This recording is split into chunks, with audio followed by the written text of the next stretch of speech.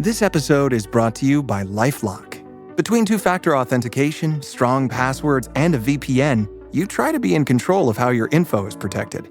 But many other places also have it, and they might not be as careful. That's why LifeLock monitors hundreds of millions of data points a second for threats. If your identity is stolen, they'll fix it, guaranteed, or your money back. Save up to 40% your first year. Visit lifelock.com/podcast for 40% off. Terms apply. Your weekend is not complete without the First Lady of New York Radio. It's the Joan Hamburg Show. Talk Radio 77 WABC. In just a few minutes, I'm going to introduce you to Bonnie Wan, whom you may know as a writer, author, speaker, also the head of brand strategy at a very well-known ad agency. And Bonnie Wan has created something which is really interesting. It's called Life Briefs. And you know, when I first heard about it, I thought, I'm not a big fan of self-help books, but I was wrong because this isn't a self-help book. It's very different, and it's about teaching people or helping people live the best lives they can, how to write what she calls creative briefs for their lives. And how all this came about is really interesting, and what it has done for her and her life and opened up possibilities that most people never even thought of. It was a really good read. And thank you, Bonnie, for joining us. You did a good job. Oh, thank you. That means a lot coming from you, Joan. No, and as I said, you know, with people, we get all these self-help books, and I think, but I was totally wrong because it's not really a self-help book. It's a living your life in the best way you can and not always going, woe is me and I shouldn't have done this or whatever. So let's start with your journey and let the audience, how did this happen to you? Did you start in the advertising business? What made you keep on going and learning some invaluable lessons? Yes, I agree with you. It's not a self-help book. It's a life strategy book because I am a career-long strategist. I've been a strategist for over 30 years now.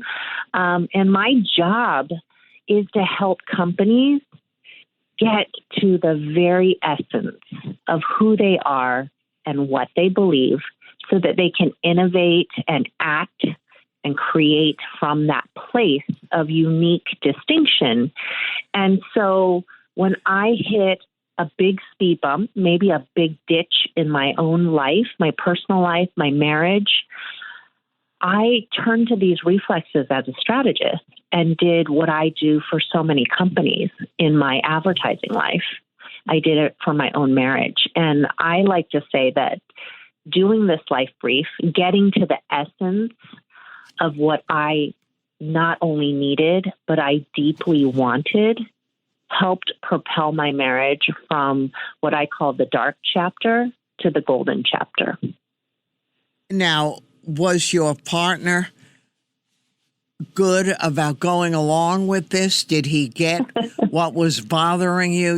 We all, even the closest partners, we all come to a certain point with different outlooks.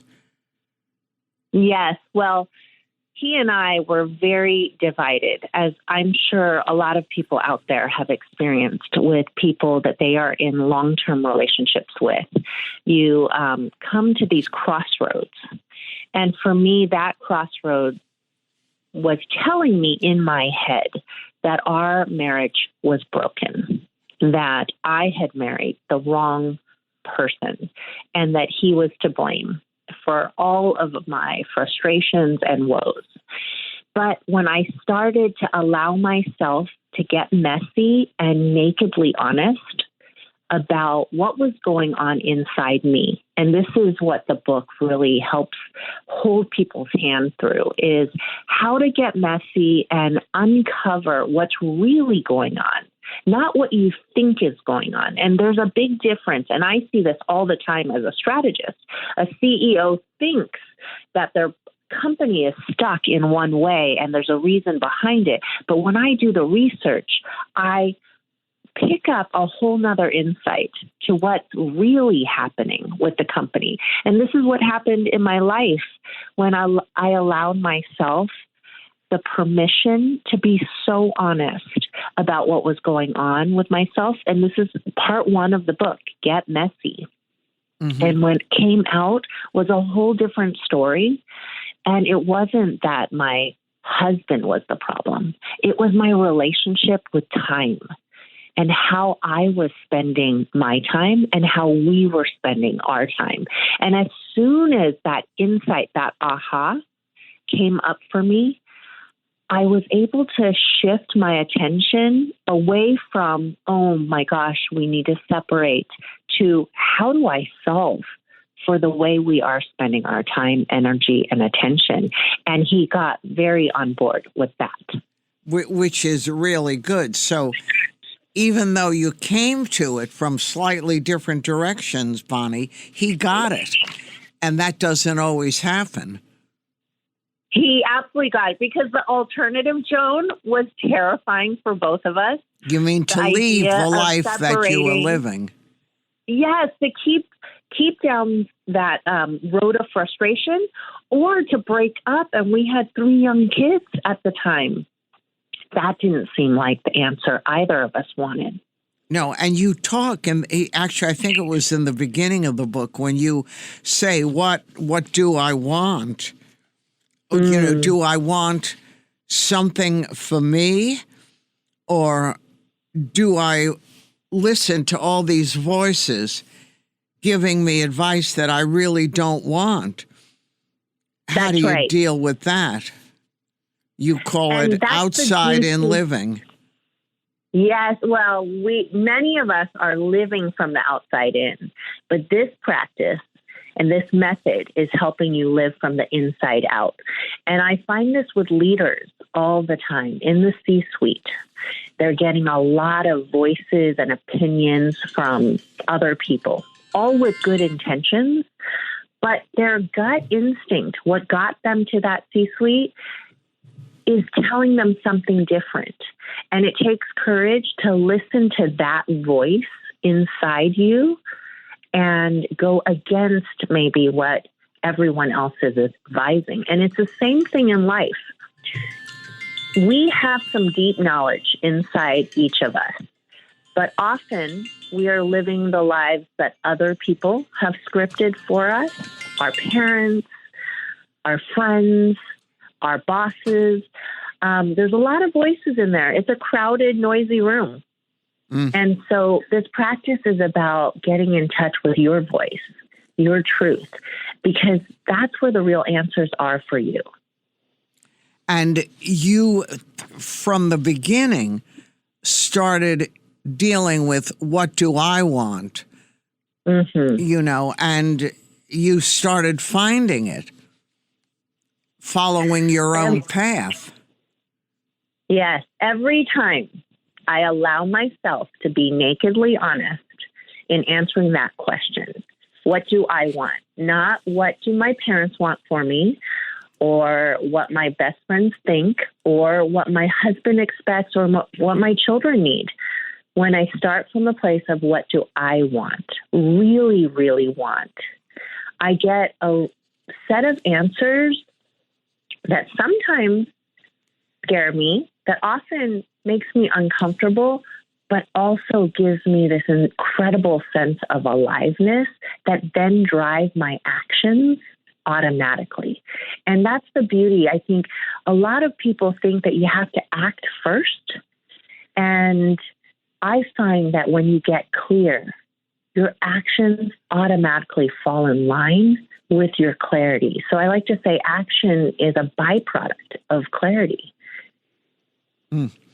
And did those around you understand what you were doing and what you were trying to do? Well, when we start acting as a result of getting really clear about what we want, everything just starts to shift around us. So I went in, my husband and I, in that first moment of despair, we got clear that we needed to take our time. And that meant take our time back, be more intentional with how we were spending the time, not spreading it so thin, investing our time in each other and in our family and in the things we cared about instead of spilling and spending that time. And as soon as we got clear and aligned about that, we started automatically making some new decisions around our lives. And surprises came out of the woodworks. People started supporting us without even knowing that we had done this method or practice. But I showed up at work because we found a new way of living in a different city. And this was 10 years before remote work. And I went to quit my job because I thought there were only two possibilities. I either have to stay or I have to leave. So I went in to quit, and my agency just showed up and said, you know what, let's experiment. Let's have you move, but let's play with you doing your job from a different city. And if that doesn't work, then you can quit. And that became a beautiful 6-year chapter. And it of worked. Doing my job differently and being able to be the parent I wanted to be, the partner I needed to be. And 6 years later, the agency made me a partner. So my career also took off. Yeah, which is really interesting. America's beverage companies are investing in America. We're American companies, making American products with American workers in America's hometowns. We're local bottlers and manufacturers, operating in all 50 states, employing more than 275,000 Americans in good-paying jobs, delivering for the nation, because we believe in the promise of America and the people who make it great. Learn more at wedeliverforamerica.org. Paid for by the American Beverage Association. Fellas, you know Degree Cool Rush deodorant, right? Well, last year they changed the formula, and guys were mad about it. One dude even started a petition. So guess what? Degree heard us, admitted they messed up, and brought the original Cool Rush scent back exactly how it was. And it's in Walmart, Target, and other stores now for under $4. So grab some and remember why its cool, crisp, and fresh scent made it the #1 men's antiperspirant for the last decade. Degree Cool Rush is back, and it smells like victory for all of us. Parents of tweens, if you're familiar with far-off drop-offs... Dad, stop, right here. Or get DMs about what's for dinner, you may be experiencing tween milestones. For your son or daughter, these can start at age 9. HPV vaccination, a type of cancer prevention against certain HPV-related cancers, can start then too. For most, HPV clears on its own. But for those who don't clear the virus, it can cause certain cancers later in life. Embrace this phase. Help protect them in the next. Ask their doctor today about HPV vaccination. Brought to you by Merck. We off? 30 seconds of carefree bliss. Oof, like wind in your hair carefree. Oh, like using Clorox Disinfecting All-Purpose Cleaner in the home carefree. Yes. Like dog slobbing on the coffee table and cleaning it with Clorox Carefree. He's on a roll now. Spit toothpaste on the faucet. You got it.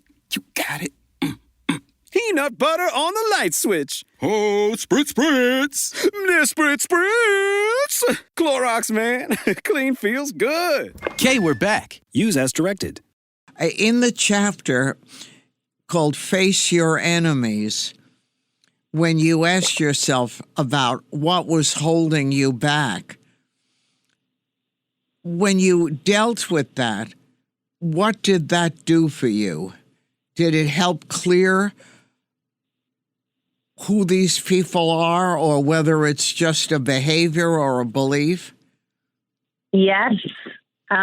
What I have found is leaning into the agitation, the discomfort of facing the stories in your head that are holding you back actually creates a momentum that propels you forward, and it unlocks new ideas for how you can show up in tiny ways or big ways, but mostly tiny ways that really start to change and pivot everything. Most people want to run away from the agitation, the discomfort. And I say lean all the way into it, because once you name them, confront them, then you get to rewrite them and reimagine them. And that's what I've been doing for companies for so long. And I know it works. And since I've been doing it for the last 14 years in my own life and teaching others how to do it, I also know it works for our personal lives. Right. And you talk about how people often deny what they really want. Of course, part of the problem is they don't know what they want. It's sometimes everyone else's needs that sort of fit in your brain rather than your own. But you ask the question, when people live like that, what are they protecting? Well, they're protecting themselves from being disappointed, I think, and hurt. There's a fear around, if I admit what I want, what if I don't get it? Won't that be hard to deal with? And what I have found that when we don't admit what we want, even to ourselves, then that's a guarantee that we will not get it. And that's a bigger risk. That's for sure. And Bonnie, I'm talking to Bonnie Wan. She's talking about her new book and her beliefs in The Life Brief, a playbook for no regrets living. The impact on your marriage when you really started delving into it and exploring it, and it involves so many of life changes and life issues. How did you get through sort of the fear of that you would destroy what you had? Oh, that's such a good question. Practice. I call this a practice because it gets easier the more you do it. When we confront our fears, we get to overcome them. We get to be in practice with befriending them, naming them, and then what I say, flipping them, reframing those fears. In the book, I talk about my fears around money or the lack of it, scarcity. I talk about some of the fears I faced in parenting my 4 kids. My fears about plateauing in my career or not addressing and embracing who I am because I traded it off in order to be successful in my career, and really confronting the ways that I have sacrificed parts of myself and the restlessness and discomfort that creates, which doesn't make you feel alive and satisfied when you check those career boxes. So I've harnessed this practice of facing my fears so that I can really reframe and change them and use them to propel me forward into a life that is more satisfying. I'm curious, you've got all these kids and a husband, and you're changing so many things and you're living your life. Were your kids aware of anything? Did they sense a difference in mom, or how did you handle that? Well, in little bits. Right now, they are astounded by the fact that people are reading mom's book, that mom's words are getting out in the world. But yes, there have been moments where they sensed change. There was one profound one where I made the tiniest shift that turned our marriage and how my husband and I show up for each other around. I typically run out of the house. I'm too busy because I'm the breadwinner. I have too much going on, too busy to just give him the smallest forms of appreciation. And I remember one time after writing a brief about falling madly in love with him again, that's what I really wanted. I stopped in the kitchen when he handed me this beautiful crafted cup of coffee as I was running out the door. I stopped, turned, and thanked him with a kiss. And I remember my youngest child being in the kitchen at that time, just looked up shocked. And it was such a small act of kindness, but she noticed how different it was and how different the energy in the kitchen was that morning. Did you, Bonnie, as you say, you were the breadwinner, did you resent him? Yes, in that early stage that we described, I was bitter. I felt I was doing the unfair share because I was breadwinning. I was also the housekeeper. I was also the cook. I think a lot of professional women can relate to this.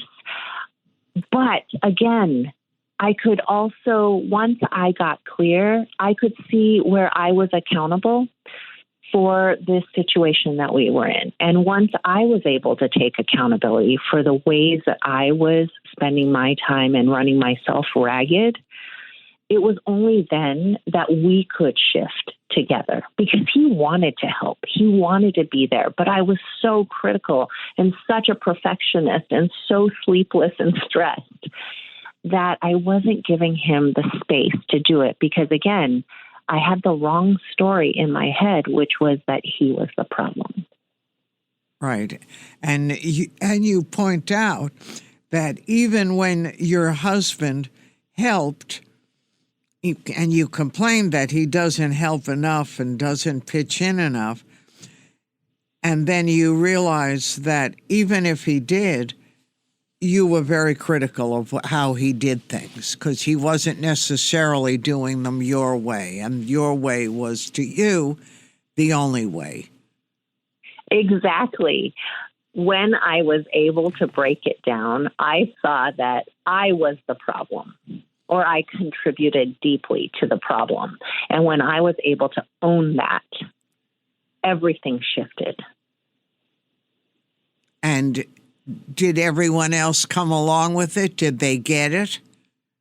Yes. And the change happened so fast. This is the magic of this practice. And I've seen it with companies too. As soon as a C-suite gets clear and aligned about what they stand for and who they are in the world, everything in the company rallies around that clarity of vision. And it's the same in our lives. When we get clear about what we really want and what we believe and what we value, all of our decisions, choices, words, actions suddenly reorganize, and the people in our lives reorganize around it too. My favorite thing about Shipt since I signed up for Target Circle 360, no price markups when I order same-day delivery from tons of local stores. Only a handful of alcohol retailers and items don't count. I won't lie, I've had too much fun being like, markups on groceries? Not in my fridge. Markups on pet food? Not for my DOG. Markups on tools, electronics, home goods, meds? Not in my house. Anyway, it's awesome. Order now at shipt.com/360. Terms apply. Lights, camera, innovation. Walt Disney Studios chose advanced 5G solutions from T-Mobile for Business to transform the movie-making process. Together, we kept a remote production hub in Hawaii in sync with a team in California to bring Lilo and Stitch to theaters this summer. This is picture-perfect collaboration. This is Walt Disney Studios with T-Mobile for Business. Take your business further at T-Mobile.com/now. You need a vacation, so why not come play in LA? Fill your days with fun and let Los Angeles dazzle you with iconic landmarks, epic scenery, and stunning coastlines. And when the sun goes down, it's the perfect place to enjoy world-class dining and nightlife. Let play lead the way and soak up all this city has to offer.